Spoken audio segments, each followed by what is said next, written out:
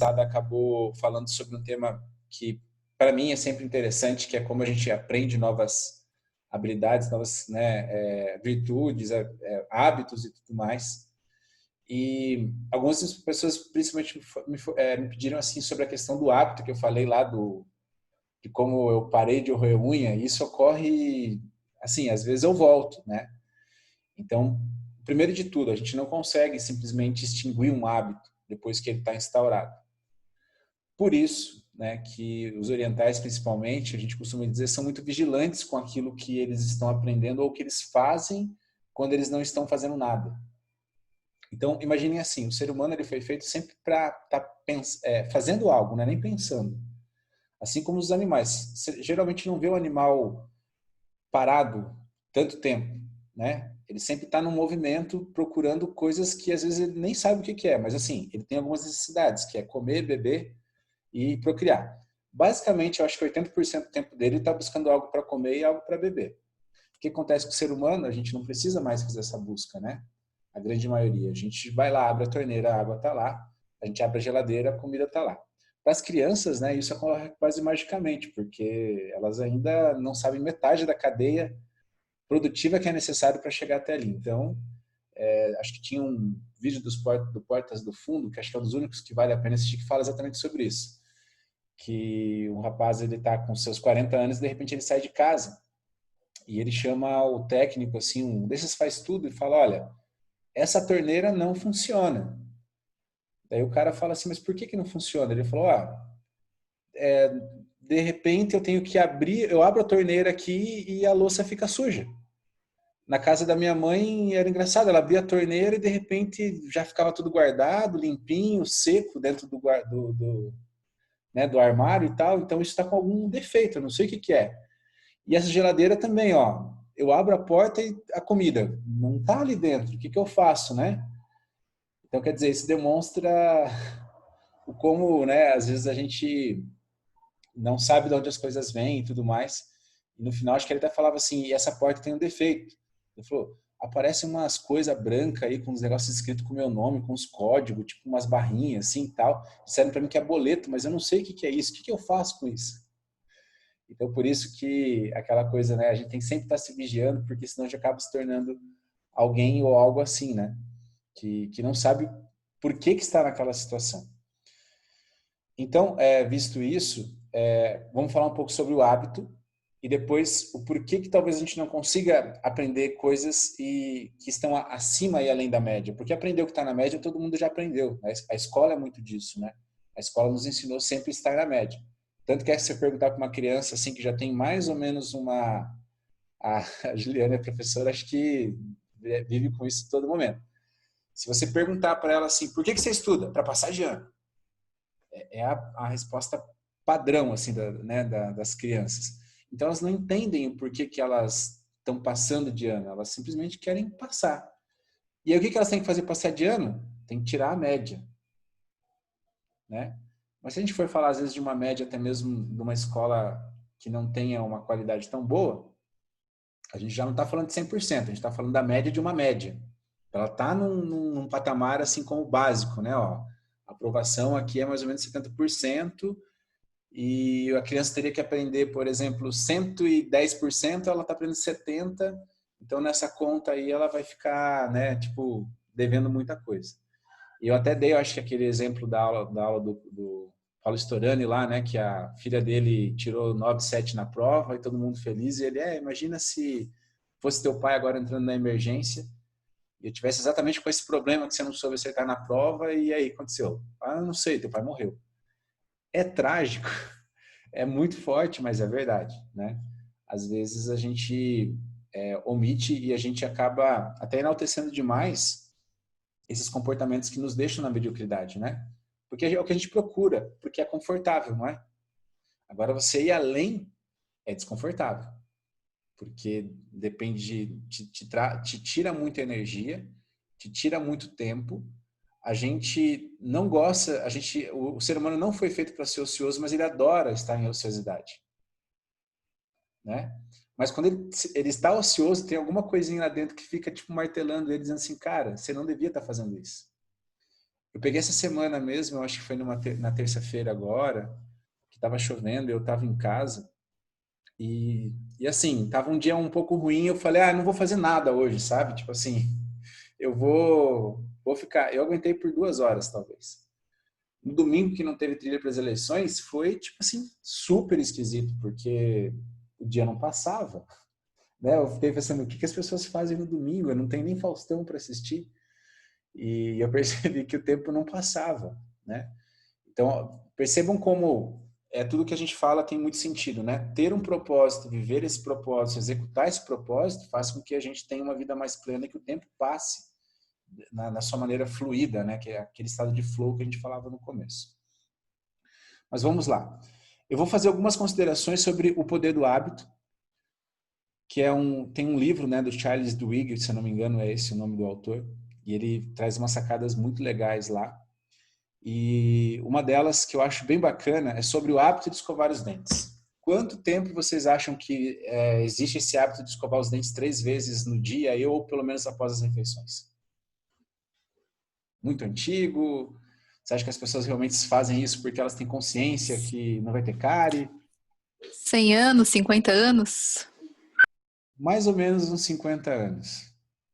Surgiu principalmente ali perto da primeira, da final da Segunda Guerra. Um dos motivos de mais baixa que o exército americano tinha e os exércitos tinham era por problemas dentários.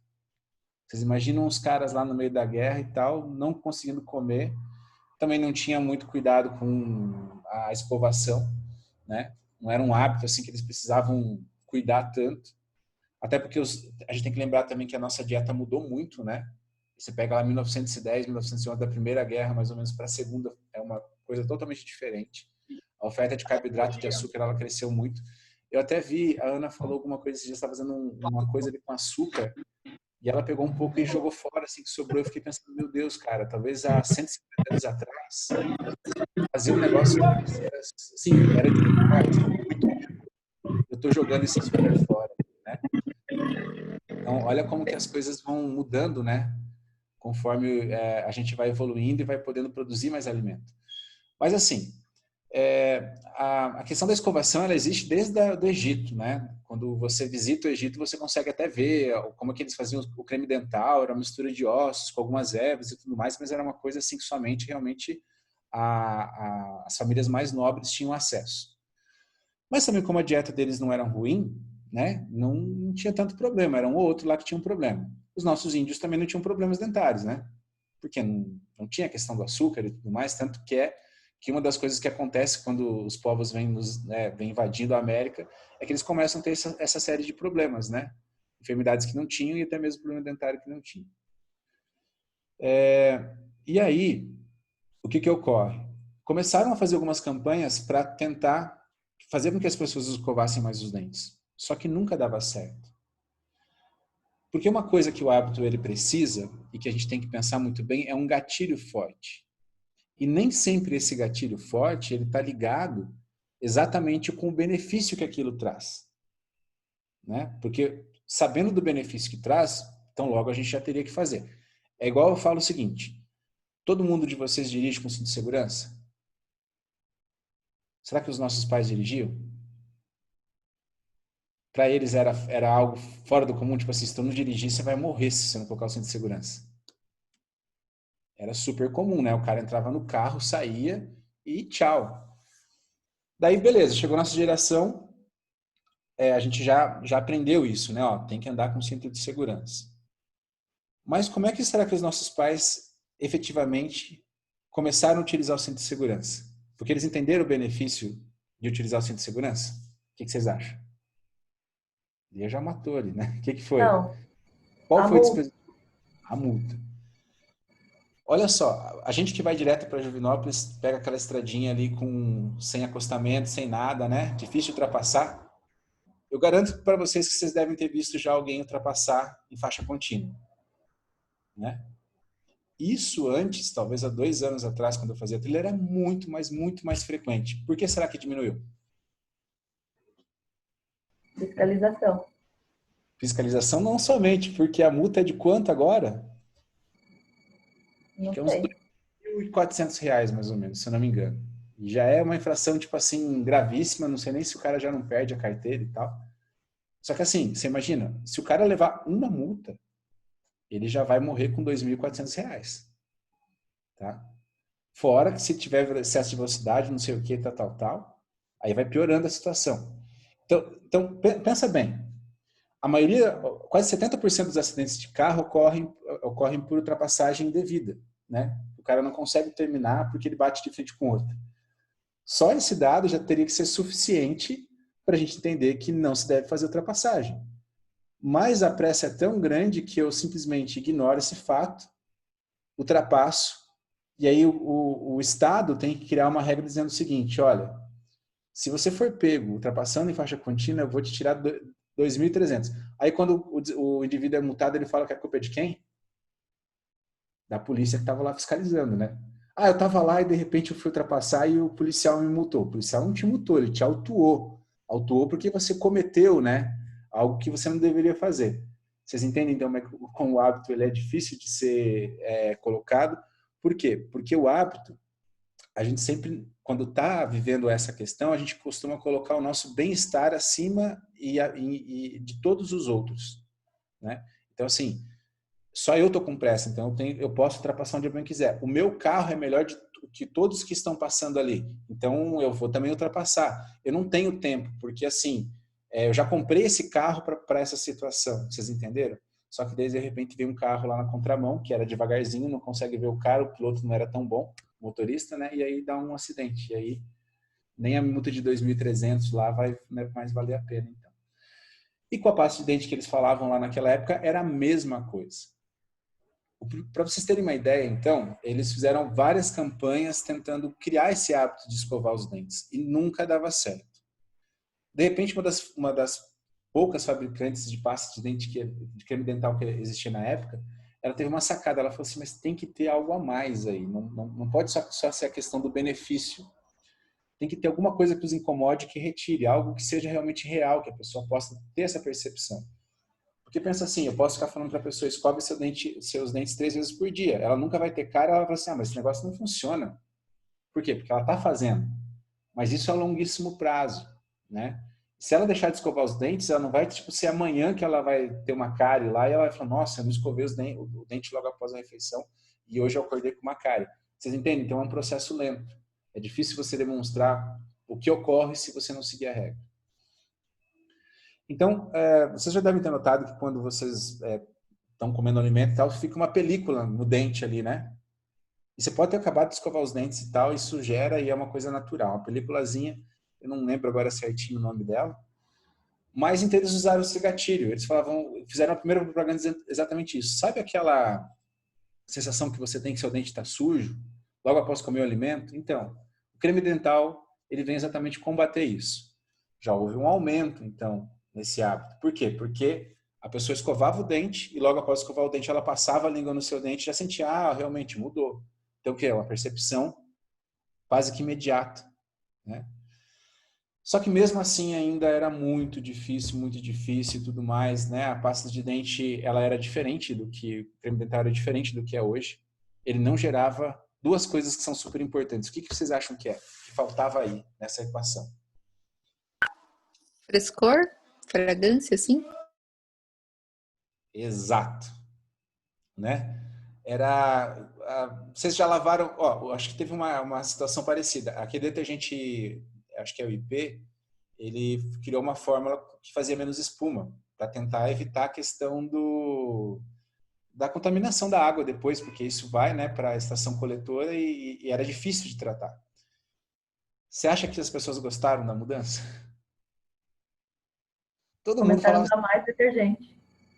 começaram a usar mais detergente ou parar de usar porque os outros faziam mais espuma. E a mesma coisa quando você compra um shampoo, né? Se o shampoo não fizer espuma, não está lavando o cabelo. Se o sabonete não fizer espuma no corpo, não está lavando. Então vocês entenderam que essa questão da espuma, ela é essencial para muita coisa que a gente usa hoje e ela ajuda a gerar hábito. Por quê? Porque é perceptível. Você coloca ali, parece que está tendo uma reação. Se você lava às vezes e não tem espuma, você fala assim, não está lavando esse negócio aqui, né?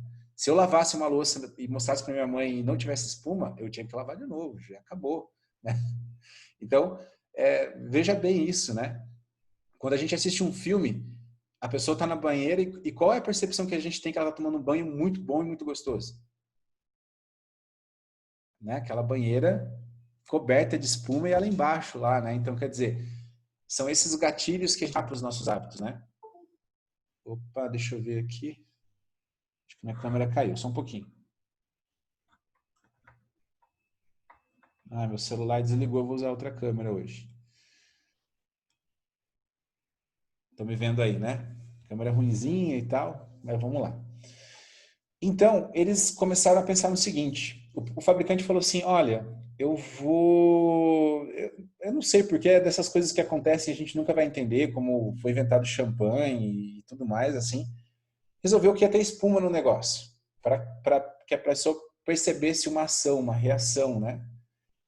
E aí, quando eles perceberam isso, aumentou muito mais a questão da utilização, mas ainda não chegou no ponto que eles queriam. Por quê? Porque as pessoas sentiam aquilo, mas aquilo não ficava. Quer dizer, eu enxaguava a boca e aquela espuma ia e pronto, acabou, né? E aí, então, eles pensaram no seguinte, falta um gosto nisso daí. E colocaram um gosto lá, mas assim, eu não lembro direito qual era o gostinho, era de alguma erva da época e tudo mais, mas ainda não estava legal. E alguém decidiu, então, colocar o sabor de menta. E hoje é quase impossível você pensar num creme dental que não tem um sabor parecido com esse, né? Até quando eles fazem esses sabores naturais, que tem um pouquinho de coco, tá, mas no finalzinho tem uma menta lá para dar o quê? Frescor. Então, hoje, você só sente que a sua boca está realmente limpa quando você sai e faz aquele... né? Ou você, é a mesma coisa do house. Qual que é a grande jogada do house? Exatamente te dá essa sensação na sua cabeça. Olha, o seu hálito está muito bom, ele está fresco. Se você der aquela baforadinha lá, você vai ver que vai ter aquele senso de refrescância, aquela coisa gostosa de se sentir. E aí, depois de fazer todas essas coisas, de utilizar todos esses gatilhos, nós tomamos o hábito, ou pelo menos grande parte da humanidade, de escovar os dentes após a refeição, não porque evita cárie, mas porque a gente acha que os nossos dentes estão limpos ou porque a gente adora a sensação de frescor. Veja como é complicado o tal do ser humano, né? Nós entendemos o benefício daquilo, entendemos que aquilo é muito bom, entendemos que aquilo vai nos livrar de ir no dentista e tudo mais, mas por preguiça a gente não vai escovar o dente. Só pelo benefício também não. Então nós precisamos de gatilhos que vão nos fazer isso, né? Mas tudo isso é científico, né? E a partir de mais ou menos ali da Segunda Guerra, muitos cientistas começaram a buscar uma forma de desvendar, né? Como que realmente surgiam esses hábitos. E eles fizeram isso com um bichinho que sempre né, que até hoje é utilizado aí para as pesquisas, que são os macacos. Deixa eu só tentar ligar a minha câmera aqui. O que eles perceberam? Eles perceberam que quando você colocava numa jaula um macaco, e ele ficava lá, e ele ia buscar comida. Então eles fizeram o seguinte, eles colocaram uma mistura de um suco bem doce, e toda vez que esse macaco ele ia buscar esse suco, ele recebia esse suco bem doce. Ele adorava aquilo, né? E eles começavam a medir, através de eletrodos, o nível de trabalho cerebral que esse macaco tinha, né? Então, eles perceberam que quando ele sentia fome e ele sabia que ia ter o suco, ele ficava assim num grau de excitação muito grande, né? A atividade cerebral dele aumentava muito. E eles pensaram assim, vamos agora criar um dispositivo para esse macaco que ele tenha que fazer uma tarefa para então receber esse suco. E colocaram lá uma alavanca que ele pisava ou puxava, e toda vez que ele conseguia fazer isso, ele recebia o suco, né? O que eles começaram a perceber é que antes mesmo, depois de um dado tempo, somente quando ele via que a alavanca era colocada dentro da jaula, ele já sentia a satisfação do suco.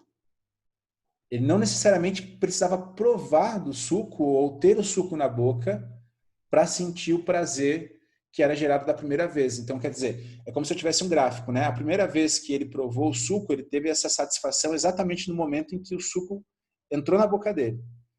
Já depois de um tempo, ele via essa alavanca e essa satisfação ela era antecipada. Olha que coisa interessante, né? E agora eu vou fazer algo com vocês. pensem vocês no calor lá do Sidney, 40 graus, vocês já andaram pelo Surge, pelo Dominus, né? Estão caminhando lá e tal, tal, tal. E aí alguém deixou lá uma caixa, né?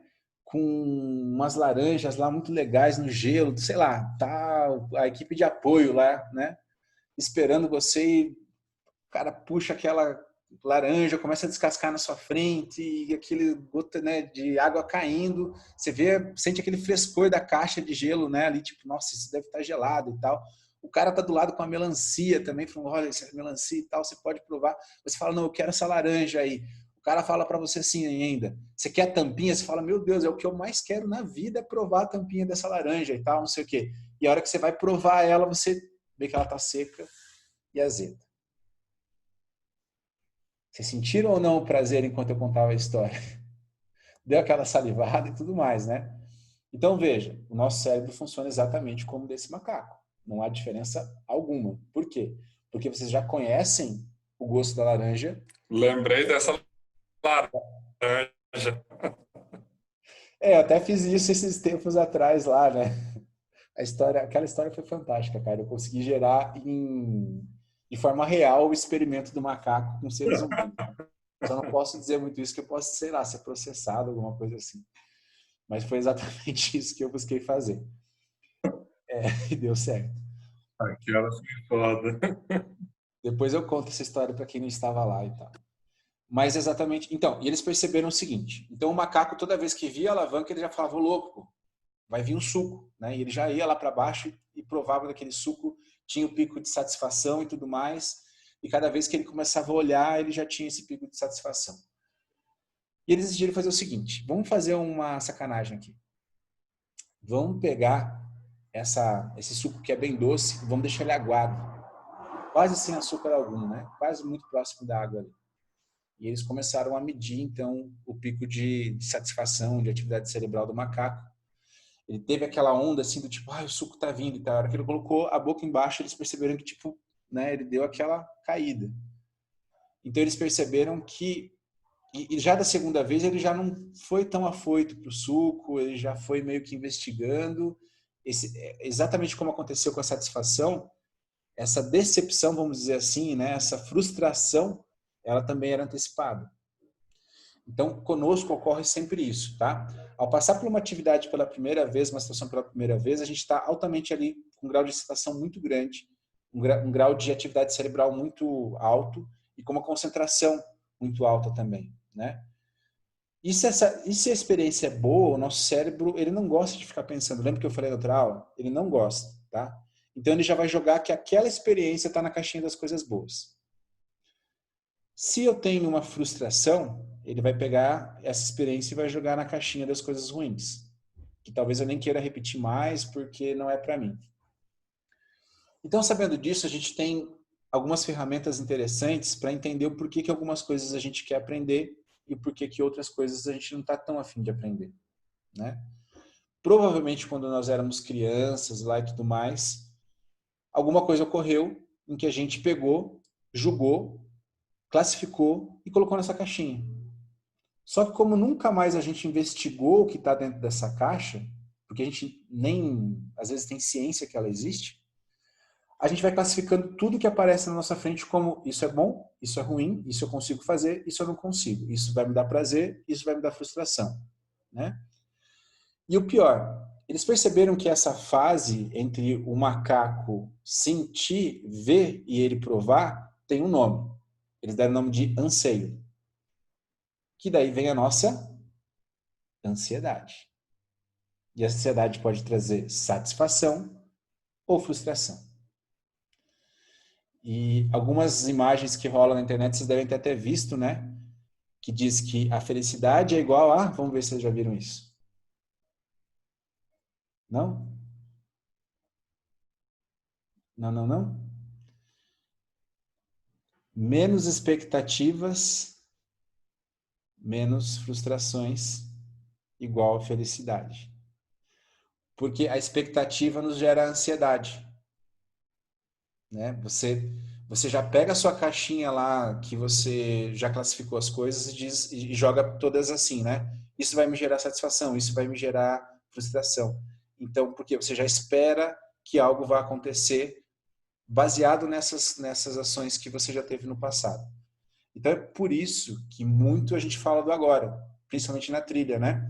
Quando você está um pouco mais focado no momento presente que você está vivendo, você se frustra menos. Por quê? Porque é exatamente isso, né? Eu marquei contigo um jantar para a noite. Eu vou ficar na expectativa que isso ocorra até a noite. Se isso ocorrer, beleza, você é a melhor pessoa. Se isso não ocorrer, você já não é tão bom. Por quê? Porque você não cumpriu com as minhas expectativas. Por quê? Porque eu fiquei o dia todo pensando em como seria aquele jantar, o que eu ia falar, qual roupa eu ia vestir. Se for, às vezes, um encontro ainda dos primeiros, é pior ainda, né? Porque daí parece assim que a pessoa não está mais interessada em você, não gosta de você. E a mesma coisa com os amigos, e isso ocorre também em todas as outras esferas, né? Até mesmo quando você tem uma reunião com um chefe, ou com algum funcionário, alguém do seu trabalho, e a pessoa não pode ir, né? Você fica totalmente frustrado. Por quê? Porque você tinha planos. Você criou expectativas em cima disso. E se vocês perceberem, a trilha do poder do agora, a gente trabalha muito, mas muito, muito, muito com as expectativas. Todo mundo costuma acreditar que as expectativas são ruins. E o que vai acontecer é ruim, né? E ela se surpreende exatamente por isso, porque assim, tá todo mundo acostumado a viver com expectativas ruins. Porque o ser humano, por si só, ele é um pouco pessimista, né? E isso é bom, porque garantiu que a gente sobrevivesse até aqui. Imagina se a gente fosse só otimista, né? Ah, eu acho que tem umas onças ali e tal. Ah, não, dá nada. Essas onças aí são vegetarianas e tal. Já vi. A gente pode ir lá, elas são de boa e tal. É só entoar os mantras lá, que elas dão uma hipnotizada e não dá nada. Então, quer dizer, o ser humano, para poder sobreviver até aqui, teve que criar hábitos pessimistas, né?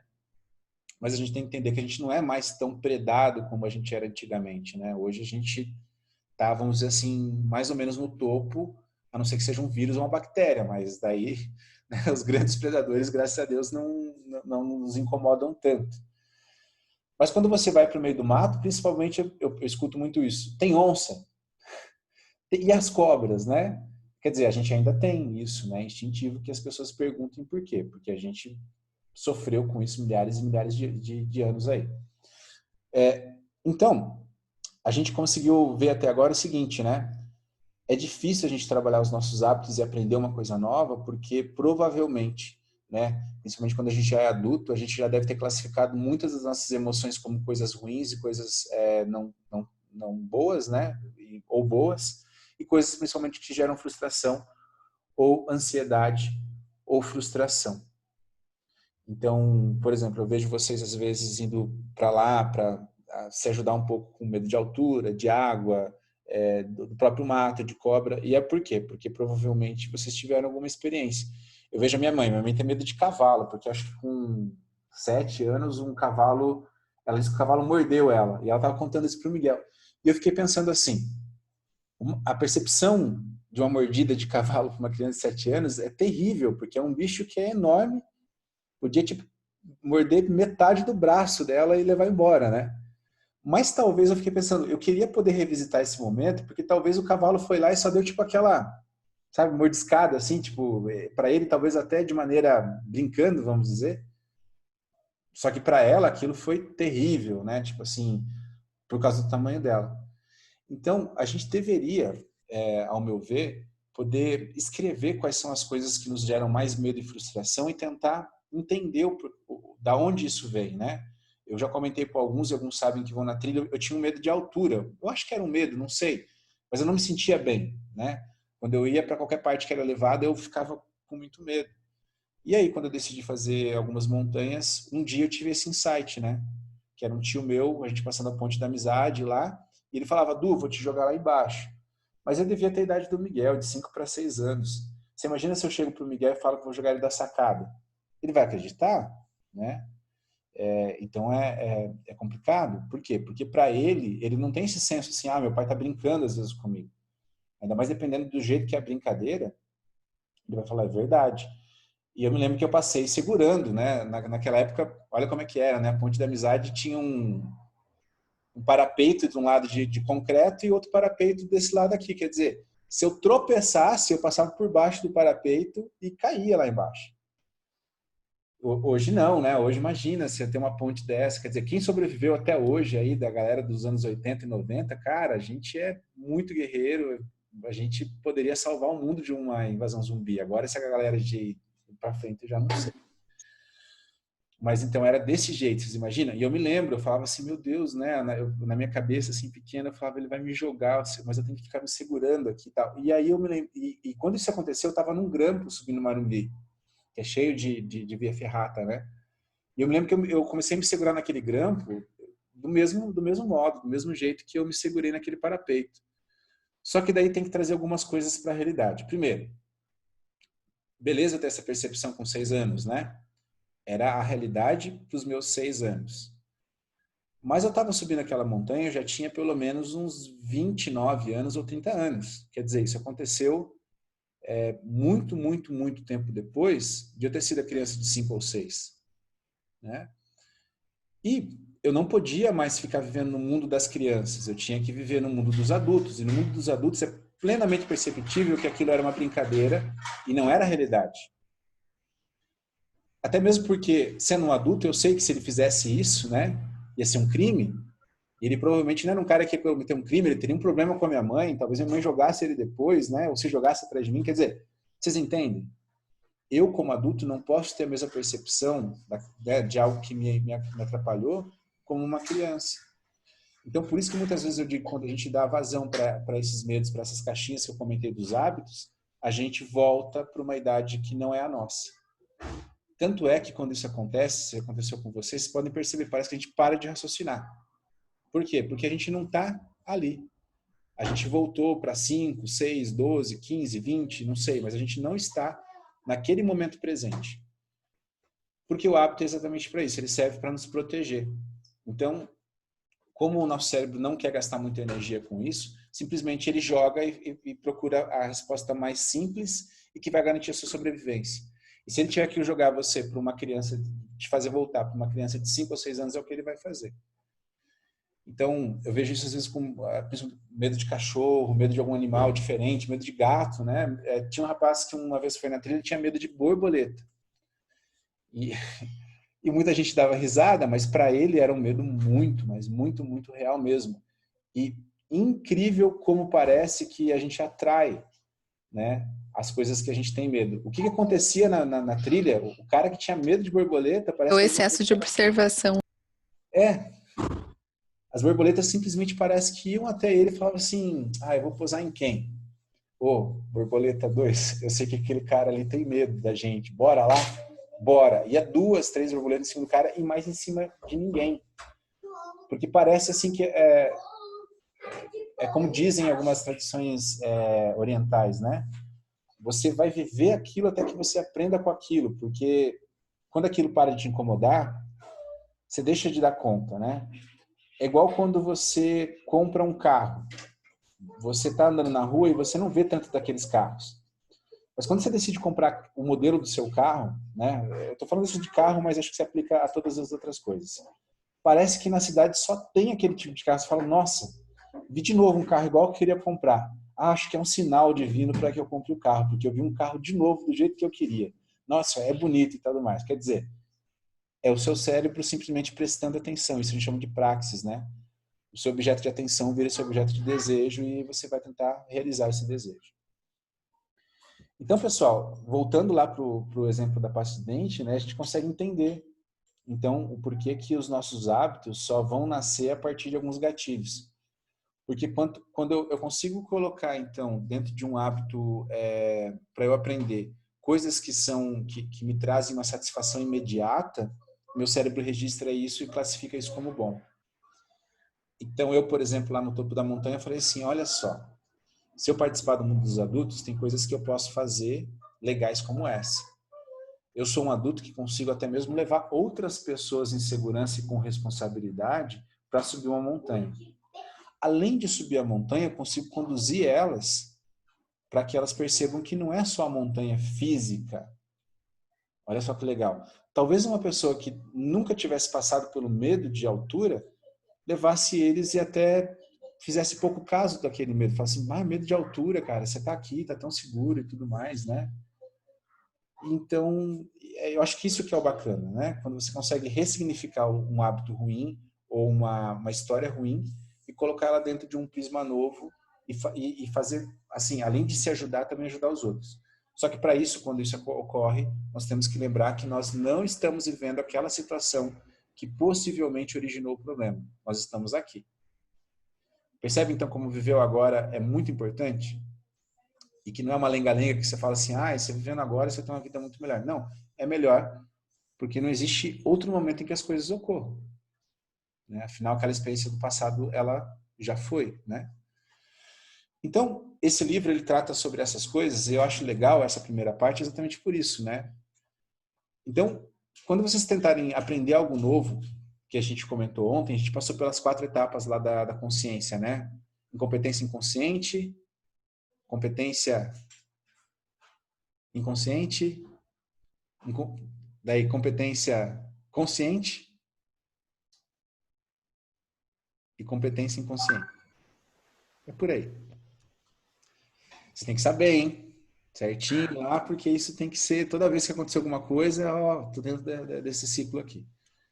Só que tem coisas que são maiores que a gente não quer fazer para não ter que revisitar o passado. Talvez por isso que tenha sido tão difícil o porquê, como e o quê. Porque vocês tiveram que repensar muito da vida de vocês. Revisitar uma vida que talvez fosse dolorosa em alguns pontos. E principalmente, qual é o benefício imediato que eu vou ter que isso me traz? Porque até então não me traz nenhum benefício imediato. Só me traz exatamente o quê? Ter que pensar demais. Ter que fazer coisas além do que eu quero fazer. Mas qual é o benefício disso? Talvez o benefício a gente colha daqui 5 anos, 1 ano, 3 meses, 1 mês, mas não vai ser assim. Eu vou responder essas 3 perguntas e amanhã eu vou acordar uma pessoa muito mais feliz e iluminada. Isso nos leva então para outras coisas, como no Cérebro de Buda, esse livro que eu costumo comentar também, ele fala, nós não nos elevamos e não nos iluminamos por conta da nossa preguiça. Porque o ser humano foi feito para ter preguiça. É ruim? Não. Né? Até Bill Gates costuma comentar, né? A gente da informática tem muito isso, que ele dizia assim o seguinte, né? Eu gosto de contratar pessoas preguiçosas, porque elas vão encontrar um jeito de automatizar aquilo que elas devem fazer, ou um jeito que aquilo seja feito sem que elas tenham que pensar ou trabalhar muito. E é verdade, os computadores, os robôs, as máquinas estão aí para demonstrar exatamente isso, né? E elas trazem um grande sentido que começou lá na Grécia Antiga. Por que a Grécia Antiga foi o berço da sabedoria, vamos dizer assim? Porque eles começaram a ter ócio, que não era característico do ser humano. Porque quando eles começaram a conquistar outras terras, eles começaram a ter o quê? Escravos. Os escravos faziam o trabalho que eles tinham que fazer, então eles não precisavam mais fazer aquilo. Então eles tinham tempo livre. E eles começaram a pensar.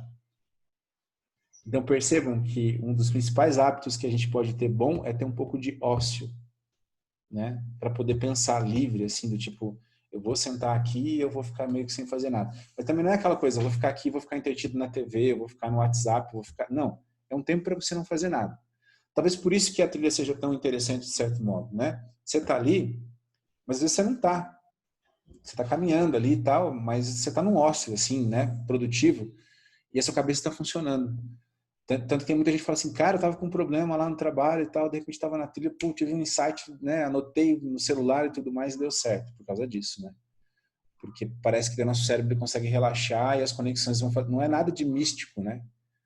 É só questão do teu cérebro funcionar da maneira que ele deveria funcionar. Sem o foco no problema, às vezes você consegue ver, né? O que está ao redor dele também. Então, esse livro fala exatamente sobre isso, né? Que a gente não se ilumina porque a gente tem preguiça. E eu estava hoje no treino de cross e a gente teve a gente chama de WOD, né? Work of Day lá, que é o treino do dia, né? O trabalho do dia. Então, hoje era um treino, de certa maneira, pesado porque tinha que ser num tempo baixo. Era 15 minutos para a gente fazer. Eram 30 barras, daí tinha que andar com os pesos lá caminhando 30 metros, depois 21 e depois eu acho que 20, daí 10. Aí alguém comentou assim, ó, esse foi o mesmo odd dos jogos. Todo ano a CrossFit faz jogos, né? Então tem os jogos de 2019, 2020 e tal. Eles falaram que foi do ano passado. E o Fraser, que é um dos maiores atletas de CrossFit do mundo, ele fez isso em 3 minutos e... Vamos lá chutar, 3 minutos e 30. A gente tinha 15 minutos para fazer. Aí todo mundo falou assim, mas não dá nem para comparar com a gente. O cara é um super-humano, um sobre-humano. O que vocês acham dessa frase? Sabendo de tudo que a gente conversou hoje, como é que vocês analisariam isso? Tá certo? Tá errado? Vocês concordam, não concordam? Hablem. Cada caso é um caso, né? Não dá para comparar ele a outras pessoas. Cada um tem um tempo, uma fisiologia, um treinamento, preparo. Cada um Ou tem dá, seu né? tempo. Ou dá justamente para comparar. E, na verdade, ele criou um hábito de fazer aquilo, já para trazer para a aula de hoje, ou melhor até em relação às outras aulas, né? Ele abriu mão de todo o resto para fazer isso. Tem mais? Tem que alguém falar para tirar a nega aí, que ficou meio... Um que sim, outro que não. Então, o que eu vejo é exatamente isso, né? Qual é a grande diferença, por exemplo, do Carlos, que vai treinar CrossFit, para o Fraser, que é um profissional? Que o Fraser, primeiro, é um profissional. Eu não posso comparar o palco dele com o meu bastidor. Então, a primeira coisa que a gente tem que aprender é não comparar o palco dos outros com os nossos bastidores, porque a gente não conhece o bastidor do cara. Imaginem quanta coisa o Fraser renunciou para poder ser ele. Primeiro que ele deve treinar, por exemplo, o dia todo, umas 8 horas por dia. A vida dele deve ser só essa. Né? Então, ele só treina para poder bater esse tempo. E esse é o mérito dele. Eu não sei com quantos anos ele começou. Se ele começou muito novo, se ele começou mais velho e tal. Mas assim, eu, Carlos, será que estou disposto a ir para o CrossFit ficar lá 4 horas treinando? Por exemplo, no CrossFit que a gente tem ali, tem um exercício que é o after, né? Que é assim, depois do treino você pode fazer isso aqui. Que é como se fosse assim, você treinando habilidades para você ir melhorando. Eu digo assim que talvez, sei lá, 20% vá lá e faça isso depois. Por quê? Porque eles não querem ser o Fraser, né? Mas aí, o nosso cérebro, para não ter essa realidade, taxa ele como sobre-humano, porque é inalcançável. Então, por que eu vou me esforçar para ser inalcançável? Então, aí eu justifico para o meu cérebro, o cara faz, mas o cara ele é diferente. Né? Ele já nasceu assim, ele tem um dom, tem um talento. Talento é uma das piores coisas que foram criadas e ditas pra gente, porque você fala para uma criança assim, você tem talento, você vai ser bom nisso. E aí, a partir do momento que ela tem talento, ela fala assim, se eu tenho talento, eu não preciso treinar tanto, né? Então, você imagina quanto atleta bom não fez sucesso, ou a gente nem mesmo conheceu porque alguém disse que ele tinha talento. Quem tem talento não precisa treinar, né? Que era lá que nem a gente falava do Romário, né? Que tava todo mundo treinando, ele chegava a hora que ele quisesse e tal. Tudo mais. Mas quanto tempo será que o Romário treinou antes de estar na seleção para ser o Romário? É isso que a gente não costuma não entender. Então, o nosso cérebro encurta. Eu não preciso aprender isso porque eu nunca vou chegar nesse nível. Não preciso aprender isso porque, eu não quero ser o melhor do mundo. A média já está ótima para mim, né? Porque a vida toda a gente foi acostumado a ser na média, a ser medíocre. Palavra que eu adoro usar, que parece que gera uma incomodação instantânea, né? E porque quando a gente não estava na média, os nossos pais diziam assim, mas você é bom nisso, você tem talento, então você não precisa estudar, você vai dar certo. Enquanto a gente hoje já sabe que não, né? Você tem que dizer para, né? Eu busco isso com o Miguel, dizer, você é um cara esforçado e você vai conseguir. Quanto mais você se esforçar, você vai além, né? Mas a gente acredita muito ainda na questão do talento, né? Existem pessoas que talvez tenham uma aptidão nata, fisiológica, como o Juliano comentou. Sim, a gente sabe, por exemplo, né, do Michael Phelps, né, da natação. Ele tem quase que uma adaptação evolutiva para nadar. As mãos, né, tipo, parecem nadadeiras e o cara tem um torso maior, com as pernas. Então, quer dizer, mas ali o nível de jogo é tão de alta performance que isso muda. Mas talvez um cara com muita vontade, com muito treino, vocês acham que ele não poderia, talvez, passar o Phelps? Mas o quê? Seria super difícil, né? O Usain Bolt, será que ele tem alguma, na fisiologia dele tem algo que seja diferente? Ah, é porque ele é africano e negro e tem uma propensão então para correr e tal. Mas quantas pessoas da mesma característica a gente conhece que não vão para frente? Por quê? Porque fala, eu não vou chegar no nível do cara, o cara tem talento, não tem talento, então, vou parar de treinar aqui mesmo. Vocês entendem? Então isso é uma das coisas que nos afastam do resultado. Você acreditar que tem talento ou que tem algo divino em você que vai fazer com que você chegue lá. Sendo que todo mundo que a gente tem notícia, tanto nas histórias antigas até hoje, você percebe que elas são esforçadas, né? Hércules teve que fazer 12 trabalhos, né, lá de Hércules para poder ter o que ele queria. Quer dizer, se ele tivesse talento, ele falava assim, eu nem preciso disso daí, cara, né? Deixa para lá. Então, quer dizer, além de ter talento, ele era esforçado, né? Porque ele podia ter deixado para lá. E ele escolheu tarefas difíceis, né? As tarefas escolhidas por ele foram difíceis. Então, acho que desde a antiguidade as histórias vêm nos mostrando isso, né? Pessoas que eram simples camponeses que se tornaram quase como deuses através da sua entrega, através do esforço, através da busca de melhoria. Então, a gente falou aulas atrás sobre os templários, sobre os samurais, sobre os shaolins, né? Eles eram pessoas extremamente simples, com capacidades extra-humanas. Por quê? Porque todo humano gosta de ficar na média. E tudo que sai da média ou é sobrenatural, ou é divino, ou é algo que a pessoa tem uma missão divina para fazer aquilo. Mas tudo é esforço e talento, né? A gente falou sobre Kung Fu até na última aula, quando fomos falar sobre aprendizado, e lá dizia exatamente isso, né? Qualquer um pode se tornar mestre de alguma coisa. Mas o quanto você está comprometido em se tornar mestre de algo, né? Eu digo assim, quando eu fui participar do Desafio Discovery, por exemplo, né? Tinha muita gente lá com muita mais experiência. Teve até um canal do cara que ele falou assim, e tem tanta gente experiente que não dá para acreditar que esse desafio é de verdade, as pessoas devem ter sido contratadas e tudo mais. Não, foi um formulário na internet, a gente preencheu com o que a gente gostava de fazer, o que a gente fazia, e a Discovery foi escolhendo quem ia participar, né? O que me fez chegar lá? Não porque eu tenho um talento em guiar, ou até porque os caras que estavam lá faziam coisas muito além, muito mais extremas do que as minhas. Mas eu era um cara esforçado, né? Quer dizer, eu fui lá e assinei Aí até um pessoal de Cascavel que me contou disso foi numa brincadeira. Eles falaram, você acha mesmo que alguém de Cascavel vai aparecer lá e tal, né? Só que em vez de eu ficar na discussão, eu já cliquei no formulário e fiz a minha inscrição. De 10 mil inscritos, a gente caiu para 5 mil, de 5 mil para 50, de 50 para 10. Né? Então, quer dizer, essa foi a grande diferença. É você acreditar que você pode ir porque ninguém tem um talento natural. Todo mundo está se esforçando tanto quanto você. Né? A gente vê aí, por exemplo, na situação do Juliano, isso deve ser muito frequente e comum, que está estudando para concurso, porque é exatamente isso. Ninguém tem um dom de passar na prova, um talento de passar na prova. Né? A Ana está dizendo que tem um dom aqui, mas acho que não vem a calhar nesse caso. Quer dizer, existe esforço, trabalho duro, reivindicar de alguma coisa.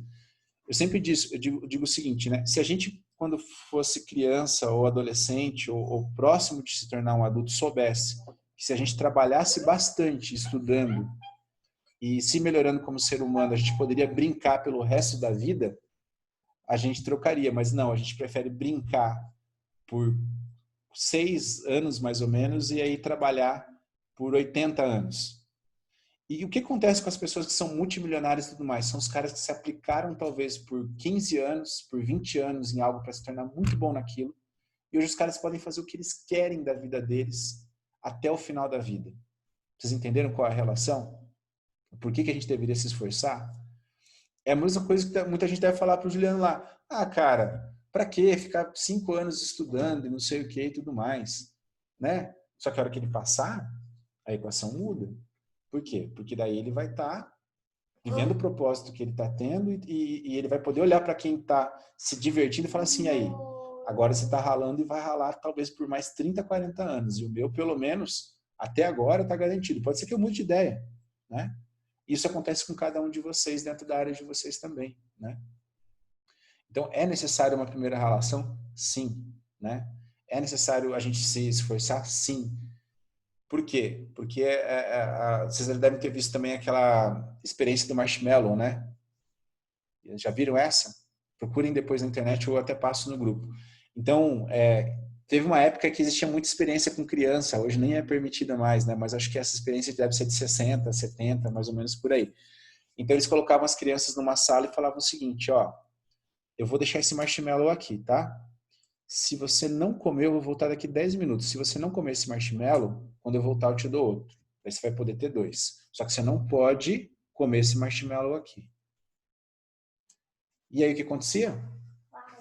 As crianças comiam geralmente marshmallow, né? E algumas não. Só que esses estudos eles eram tão, de certa maneira, detalhados que os cientistas foram acompanhando essas crianças no decorrer de quase 20 anos, se eu não me engano, quando elas terminaram lá o colegial e a faculdade deles lá. E eles perceberam que essa característica de conseguir esperar um pouco e aguardar para poder ter essa compensação futura, acompanhou eles durante toda a vida também. Ter disciplina, né? Com essa característica?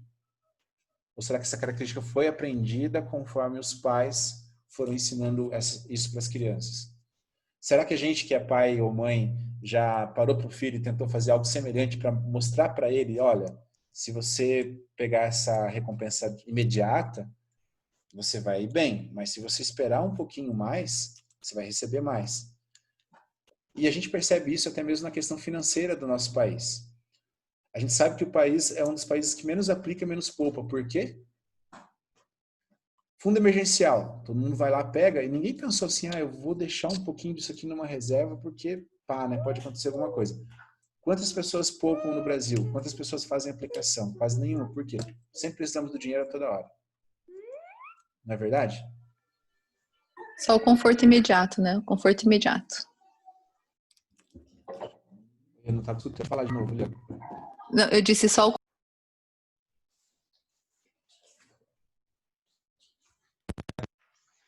Então, isso demonstra, né, gente, que está arraigado, principalmente na nossa cultura aqui no Brasil. Né? A gente não tem essa característica de pensar numa recompensa posterior, mas somente na questão imediata. Então, esse imediatismo tira muitas vezes a gente do nosso prumo de aprender coisas novas e se tornar mestre em alguma coisa. Então, é isso que nós temos que pensar. Primeiro que bons hábitos, eles não somem. Eu preciso criar um gatilho para que esse hábito seja... Ou ele me gere muito estresse, que eu tenho que pensar. No caso lá das minhas unhas, era isso, né? Toda vez que eu roo a unha, eu coloco a mão na boca, eu fazia um risquinho no papel. Chegou uma hora que o cérebro falou assim, cara, de novo, eu vou ter que procurar papel e tudo mais. Não quero. É melhor ficar sem roer unha. Né? Então, quer dizer, existe o hábito ainda, mas o meu cérebro tem que processar muito mais informação quando ele pensa em fazer isso. E outro hábito que eu tenho agora é deixar uma lixa aqui. Se eu passar, porque para mim eu percebi que era o lascadinho da unha que é o problema, entendeu? Então, quer dizer, se a minha unha não tiver aquilo lá, perfeito. Vocês entenderam? Porque o gatilho, alguma coisa lá na minha cabeça, tem um gatilho que diz assim, se tu der uma puxadinha naquilo, te chama prazer. Não sei de onde isso veio. Isso pode ser, sei lá, da época mais, né, da minha infância, mais lá no começo mesmo. Então, não tem como saber. E aí a gente vai criando esses hábitos, esses gatilhos para que quando ele é um hábito negativo que eu quero mudar para positivo, eu faço meu cérebro pensar. Quando eu preciso adquirir um hábito que seja bom, eu tenho que tentar criar um gatilho que seja imediato. Tá? Então, seja assim, eu quero aprender tal coisa, eu vou sim me dar às vezes uma recompensa. Terminei de fazer tudo isso aqui, agora eu vou assistir algo lá na Netflix ou em um lugar assim. Por quê? Então você vai falar, olha, é legal assistir Netflix depois disso. Né? Eu vou, sei lá, tomar bebida, vou fazer isso. Né? Até aquele hábito, meu pai tinha muito isso, né? Ele trabalhava e ele sempre tomava uma cervejinha no final do dia. Não era algo assim para ficar bêbado ou porque ele... Não, é porque talvez no ritual dele a recompensa do dia era aquela. Então ele trabalhava. No final do dia ele ia lá e tomava a cervejinha dele. não fez ele se tornar um alcoólatra, nem nada e tal, ele tinha uma vida social tranquila, mas era o hábito dele, né? O bolinho de carne de Jovinópolis é o nosso gatilho para levar vocês para a trilha, porque ninguém iria fazer, por exemplo, Team Six se não tivesse uma recompensa, que é o bolinho de carne. Vocês entenderam? Então, quer dizer, talvez você não fosse fazer uma trilha de 50 quilômetros se no final você não recebesse um azulejinho preto, uma caveira, dizendo, cara, você deu conta de fazer. Vocês entenderam? Então, claro que na Trekkers a gente acaba utilizando isso também para fazer com que vocês subam de nível. E é sempre bom que vocês saibam desse conhecimento, mas utilizem para o bem, tá? Senão a gente vai criar pequenos monstrinhos aí. Né? Sempre a gente pode usar para o bem ou para o mal. Hitler utilizou para o mal. Ele achava que a coisa era muito boa, mas ele usou todos esses gatilhos para criar tudo aquilo. Né? E então era isso, né, que a gente queria compartilhar com vocês hoje. Que a gente pode aprender qualquer coisa, a gente pode ser mestre naquilo, mas nós temos que, primeiro de tudo, perceber quais são os nossos hábitos e para onde a gente vai quando esses gatilhos são ativados e o que eu posso fazer para que quando esses gatilhos sejam ativados, eu possa manipulá-los. Né? Então, de novo, vocês têm tarefas a fazer para vocês mesmos, né? Que é procurar exatamente isso. Quais são os gatilhos que são ativados durante o dia? Isso é para tudo, né? Até assim, aquela pessoa veio falar comigo e eu me senti mal, eu sinto um pouco de raiva e tal. Qual foi o gatilho? Ela não consegue fazer você sentir raiva. Raiva é um sentimento seu. Que foi, né, ativado por algum gatilho que ela foi lá e pegou. Vocês já viram essas plantinhas carnívoras, como é que funciona? Essas bem simplesinhas, tem até ali na floricultura catarinense para comprar. Eu tinha na minha mesa do trabalho, eu acho muito legal. Ela tem a folhinha dela, e não é assim que a mosca, se cair ali, ela vai fechar porque ela sabe que é uma mosca, né? Ela não tem um cérebro para pensar nisso. Mas dentro dela, assim, ela tem umas hastezinhas, tipo uns pequenos espinhos, assim, uns cílios. Quando a mosca vai lá e toca, se não me engano, mais de 2 daquele lá, ela fecha. Ou seja, isso é o nosso cérebro também. As pessoas vão passar por você e, de repente, elas vão clicar ou tocar em alguma coisa aí dentro da cabeça de vocês, nesse cíliozinho, e aí vocês vão fechar. E vocês nem sabem por quê, às vezes. Simplesmente fecha. É super engraçado isso, porque, por exemplo, os perus se sentem perus. Estou falando do peru lá, o Sérgio da trilha de queijos e vinhos lá, a ave. Se por exemplo, assim, a mamãe peru lá, ela alimenta o filho se ele emitir um determinado som. Mas se os peruzinhos, tá esquisito esse papo, né? Não emitirem esse som, ela é capaz de matar eles. Ou deixar ele à míngua, assim. Por quê? Porque é esse som que ativa o gatilho. Se você subia para uma ave peru, o que acontece? Ela não faz lá o glu, glu, glu. Então, outro gatilho. Tudo é gatilho, tá? Então, não venham achar que a gente, com tronco cerebral, sistema límbico e neocórtex, não está também atuando nesses gatilhos. A gente não está sendo regido por eles, entenderam? Então, para tudo que vocês querem aprender, procurem qual é o gatilho que possa funcionar, né? Até nesse livro estava assim, as pessoas que querem começar a correr, você acha que elas vão começar a correr? Dificilmente. Por quê? Porque elas vão chegar descansadas do trabalho e vão ver o sofá. Se elas ficarem 1 minuto no sofá, já era. Então, o que ele recomendava, por exemplo, no livro? Você vai pegar o seu calçado e a sua roupa de correr e vai deixar em cima do sofá. Porque a hora que você chegar no sofá, daí você já vai ter aquele gatilho. Opa, isso aqui está aqui por um motivo, né? Eu tenho que correr. Depois de correr eu vou chegar em casa e vou tomar lá um suco que eu gosto, uma comida que eu gosto, algo assim. Então, são essas coisas, né? A gente só vai aprender quando a gente conseguir colocar gatilhos que sejam imediatos. Basicamente, acho que o resumo de hoje é esse, tá? Procurem os gatilhos e procurem recompensas imediatas ligadas ao benefício que vocês querem trazer para vocês. Porque, né, eu cito mais o caso do Juliano aí, porque é fácil você pensar num concurso, né? Primeiro que ele não sabe quando esse concurso talvez venha, ele precisa se manter motivado para estudar a todo momento, a recompensa não é imediata, ele nem sabe se a recompensa chega. Então, como se manter motivado num cenário desse? Como se manter focado num cenário desse? E dentro da profissão de vocês... Ainda mais depois da pandemia. Exato, né? Agora acho que parece que teve um edital que abriu aí, não sei para qual polícia a Ana estava me falando, parece que tá todo mundo, né? Na verdade, saiu polícia do Pará, Civil do Pará, vai sair do Ceará e agora pelo menos remarcou a da Civil daqui do Paraná, né? Então, e você imagina? E agora quem estava na pandemia e não estudou porque falou, isso daí vai demorar 3 anos para acontecer. Aí o cara, meu Deus, aconteceu agora, e ele não estava preparado, né? E aí o cara que ficou ali estudando e tinha motivação, pensava no a longo prazo, ele foi. Então vocês entendem porque tem gente que é frustrada, tem gente que é ansiosa, tem gente que é depressiva? Os ansiosos são porque ficam pensando que isso vai acontecer a qualquer momento. Os depressivos é porque já foi e não estava preparado, né? E os frustrados é porque, tipo assim, passou pela experiência e não quis repetir de novo. Acha que nunca vai conseguir de novo, né? Então a gente não pode estar nessas caixinhas. Então, estabeleçam um objetivo. Depois que estabelecerem esse objetivo, nunca mais olhem para trás, né? Como algumas pessoas dizem, quando você estabelece o objetivo, para trás você não vai nem para pegar impulso. Só para frente e adiante, né? E por que fazer trilha e subir montanha é tão legal? Porque tem um objetivo lá, né? Tipo, fazer o Team Six. Quem obriga vocês a fazer? Acho que todos aqui vão fazer, pelo que eu entendo, né? Ninguém obriga vocês. Se eu não terminar, tem algum problema? Não, não tem. Só não vai pegar o azulejo lá no final. Aí, pá, o azulejo. Não tem carro de apoio também não, viu? Não tem carro de apoio. Dessa vez não tem, tá? Não é pegadinha. Não tem carro de apoio. Mas qual é a sensação que eu vou sentir? Um cavalo, né? Cavalo tem, né?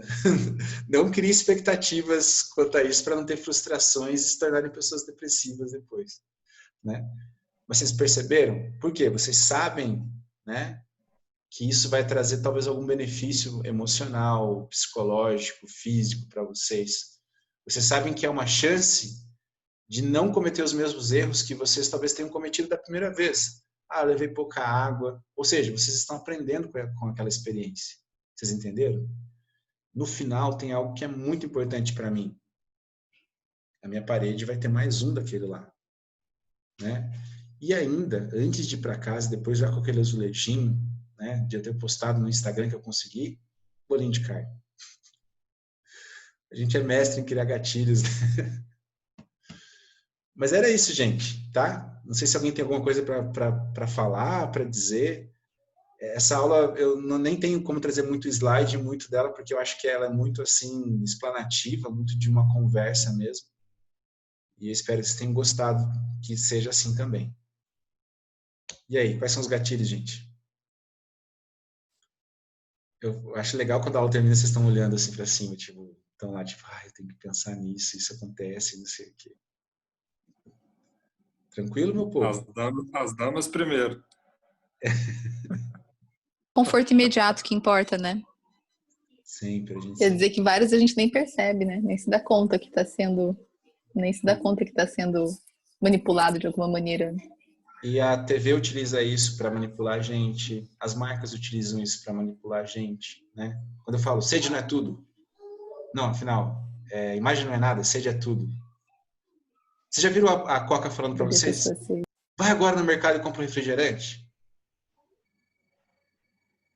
Eu não lembro nunca da Coca falar assim, cara, vai no mercado lá e compra uma lata agora e toma.